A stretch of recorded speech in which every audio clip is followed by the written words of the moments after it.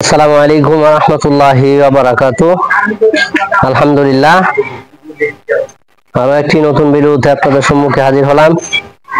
যে যেখান থেকে দেখছেন এই ভিডিওটি, সকলকে জানাই আন্তরিক ধন্যবাদ এবং মুবারকবাদ। যারা এই চ্যানেলে নতুন আছেন তাদেরকেও জানাই অন্তঃস্থল থেকে মহব্বত আর ভালোবাসা। যারা এখনো সাবস্ক্রাইব করেনি অবশ্যই সাবস্ক্রাইব করবেন এবং পাশে থাকা বেল আইকনটি টিপে দিবেন ইনশাআল্লাহ। 18/12/2024 অসুস্থ শরীর নিয়েও কিন্তু ভিডিও দেখাইতেছে। আসলে আমার একটা আগ্রহ আপনাদেরকে দেখাই, আমি কি কি কাজগুলি করি এগুলি আপনাদেরকে ধারণা দেওয়ার চেষ্টা করি। আসলে আজকে আপনাদেরকে আমার যে আগে যে গাছ আপনাদেরকে দেখাইছিলাম, যারা হাইব্রিড ওয়ান, খুব সুন্দর হয়েছিল। এখন নতুন কাটতেছি, 2 দিন আগে থেকে কাটতেছি। আমার মনে হলো যে আপনাদেরকে দেখাই কিরকম হয়েছে, গাছের ফলনটা কিরকম হয়েছে, কিরকম মোটা মোটা হয়েছে, আয় কিরকম ধরতেছে, কতটুক জায়গার মধ্যে এই গাছটা করলাম। যারা হাইব্রিড ওয়ান, আসলে গাছ ছাড়া খামার না করাই সবচেয়ে উত্তম। যতক্ষণ পর্যন্ত খামারে গাছ না থাকবে ততক্ষণ পর্যন্ত সফলতা অর্জন করা যাবে না। সফল হতে হলে গাছের প্রয়োজন। গাছ ছাড়া গরু পালন করা বোকামির কাজ। আপনাদেরকে অবশ্যই সবসময় ধারণা দিয়ে থাকি। আমার জন্য দোয়া করবেন। আসেন আপনাদেরকে আজকে দেখাবো আমার গাছ ক্ষেত প্রথম থেকে শেষ পর্যন্ত দেখার অনুরোধ রইল ইনশাআল্লাহ। আসেন দেখাই আমার গাছ ক্ষেতের কি অবস্থা। আজকে গাছ দেখতেছি কি হালত। আসলে গাছ ছাড়া গরুর পালন করা আসলে অনেক কষ্ট। আলহামদুলিল্লাহ, এই যে দেখতেছেন আজকে অবশ্য 14 তারিখ থেকে এই গাছ খেতে কাটা শুরু করছি। দেখতেছেন মাশাআল্লাহ, এই যে দেখেন কি সুন্দর সোফা হয়েছে। আসলে আমার হাইটটা হচ্ছে 5 ফিট 3 ইঞ্চি, আমার থেকেও ডাবল তেও বেশি হয়ে গেছে। দেখতে পাচ্ছেন যারা হাইব্রিড ওয়ান, এই যে দেখেন কত সুন্দর মোটা মোটা হয়েছে, একবারে লমলমা, এই যে সুন্দর ভেঙে গেছে গা, একবারে নরম। দেখতেছেন যারা হাইব্রিড ওয়ান, এটা আসলে মিষ্টি জাতীয়, যে সুগার আছে, চিনির মতো লাগে। এই দেখছেন একবারে নরম।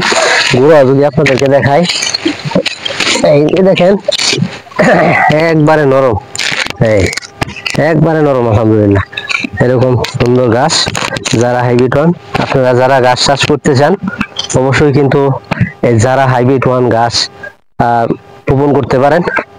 আসলে এটা খুব সুন্দর ফলন হয়, যে দেখতে পাচ্ছেন আমার সুন্দর ফলন হয়েছে। এদিকেও যদি আপনাদেরকে দেখাই, এই যে দেখেন এখন কত সুন্দর সুন্দর মোটা মোটা হয়েছে।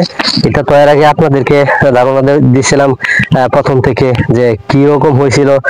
অতিবৃষ্টির কারণে কিন্তু আমি এই গাছ খেতে ওইভাবে যত্ন নিতে পারি নাই, পরিচর্যা করতে পারি নাই। এই জন্য কিন্তু আমার এই গাছ খেতের এই হালত হয়েছে। কিন্তু এর চেয়ে ভালো হইতো, এই গাছ খেতে আরো সুন্দর হইতো যদি ওই সময় প্রথম থেকে যদি আমি পরিচর্যা করতে পারতাম। আসলে পরিচর্যা ওইভাবে করতে পারি নাই বিধায় কিন্তু আমার গাছ খেতের একটু নিয়ম হয়েছে। তারপরও শুকরান আলহামদুলিল্লাহ, দেখতেছেন কত সুন্দর হয়েছে। আসলে এটা গরু যখন খায়, গরু গাছেও মজা লাগে, কারণ এটা সুগার জাতীয়, মিষ্টি জাতীয়, খাইতে অনেক ভালো লাগে গরু। আসলে আমার এই সমস্ত কিছুর মধ্যে যেন আল্লাহ তাআলা বারাকা দান করে, আল্লাহ তাআলা বরকত দান করে। এই যে দেখতেছেন এখন কিন্তু গাছ বোঝা কাটা হইতেছে, আপনাদেরকে দেখানোর ইচ্ছা পোষণ করছি। এই যে গাছের বোঝা কিন্তু কাটা হইতেছে। 9 বোঝা আমার প্রয়োজন হয় গাছের।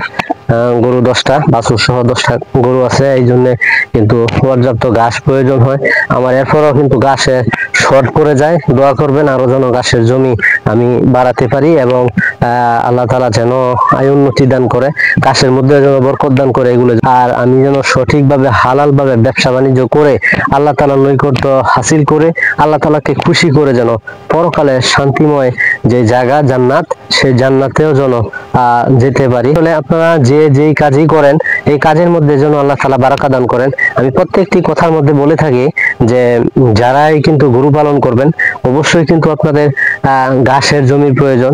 যদি আপনাদের নিজস্ব কোনো জমি না থাকে, লিজে নিয়ে কিন্তু আপনারা ঘাসের জমি করতে পারেন, ঘাস লাগাতে পারেন।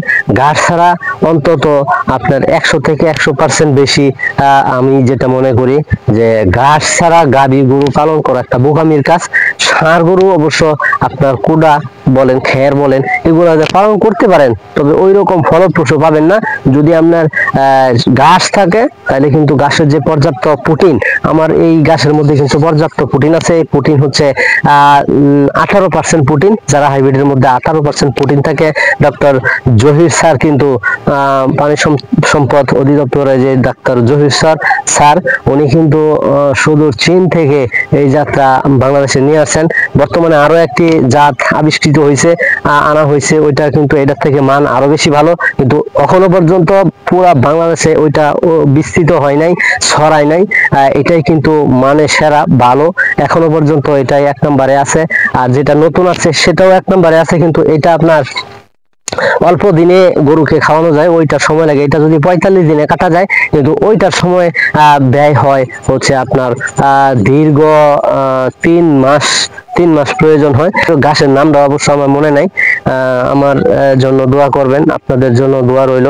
আর আপনাদেরকে আবারও বলি, অবশ্যই গাছ লাগাবেন, গাছ করবেন, কিছুর মধ্যে বারাকা দান করে। আমরা কৃষক মানুষ, আসলে আমরা কৃষক মানুষ, কাজের ফাঁকি দিয়ে কিন্তু এই কাজগুলি করা হয়। যে আমার ক্যামেরাম্যান থাকে সেও কিন্তু কাজে ব্যস্ত থাকে, এই জন্য ওইভাবে সময় দিতে পারে না, ওইভাবে দেখাইতে পারি না, ওইভাবে ফুটায় উড়াইতে পারি না। দোয়া চাই সকলের কাছে যেন আমাদের সকল কিছুর মধ্যে যেন আল্লাহ তাআলা বারাকা দান করে। নতুন কোনো ভিডিওতে আবারও হাজির হব। আমার তৌফিক ইল্লা বিল্লাহ। সে প্রত্যাশায় এখন শেষ করছি। আসসালামু আলাইকুম ওয়া রাহমাতুল্লাহি ওয়া বারাকাতুহু।